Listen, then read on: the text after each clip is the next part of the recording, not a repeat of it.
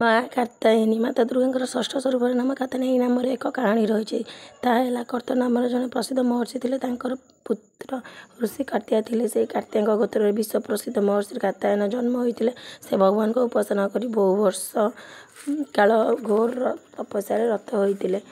इच्छा थी घरे भगवती झील जन्म हो। माँ भक्त से प्रार्थना शुणी किसी काल पर पृथ्वी जिते दानव महिषासुर अत्याचार बढ़ी चलिए से महिषासुर को विनाश करने निमंते भगवान ब्रह्मा विष्णु महेश्वर निज निजर तेजर अंश देवी को उत्पन्न कले। सर्वप्रथमे महर्षि कात्यायन से देवी को पूजा करते। माँ तांकर कन्या रूप जन्म हो इच्छा पूर्ण करते कात्यायनी नाम पाई। माँ कात्यायनी होती अमय फलदायिनी।